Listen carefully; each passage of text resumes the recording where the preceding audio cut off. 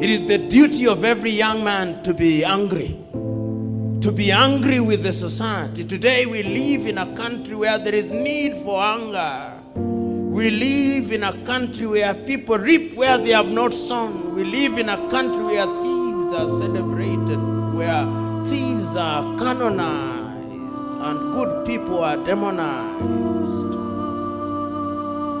That is the country and the continent in which we live. Am I always right? No, I'm not always right.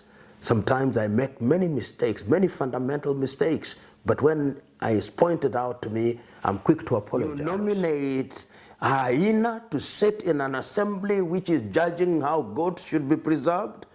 It is a tragedy of gigantic proportion. And we consistently do this in Africa, and we think is normal.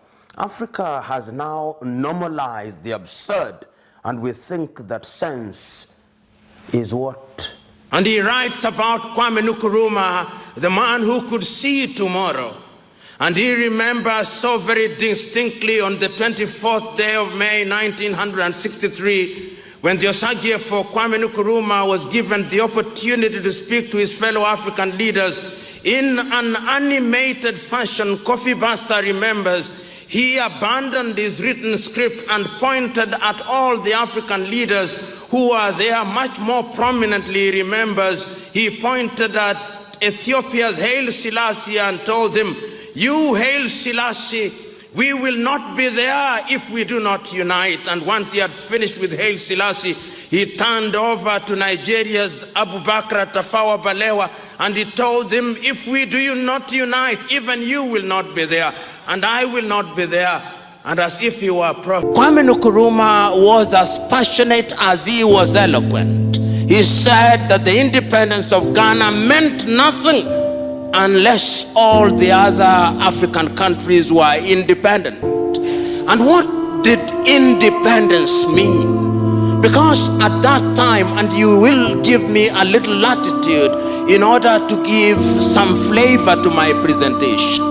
If you look at the individuals who are present at that time in terms of the commonality and the unanimity of their vision, one had to look at Africa and understand what it is that they were talking about. In West Africa, if you listened at that time to Kwame Nkrumah, his clarity of vision is that independence and liberty meant a number of things. One, the liberty of the individual as individuals to exercise their thoughts and to be free to participate in their affairs, including religion as I understand it, and that therefore Kwame was conscious that the country that he had participated in liberating, which was Christian Gold Coast, but he rechristened and the people rechristened Ghana, was a multi-ethnic country and a multi-religious country and a country that was rich in her diversity.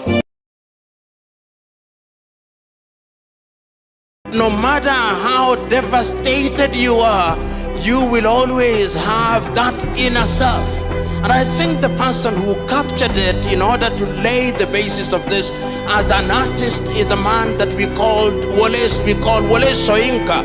And many of you who are Nigerians here will remember Wole Soyinka's famous writing, "The man died, the man died, the man died, the man in you must never die," and the man includes the woman. Many of you, as I conclude, will have read these words which I repeat and refer to oftentimes. They are the words that are to be found in the American Declaration of Independence, and I think that they are important for many civilizations. That all men are born equal, that they are endowed by their Creator with certain alienable rights, that among these are life, liberty, and the pursuit of happiness.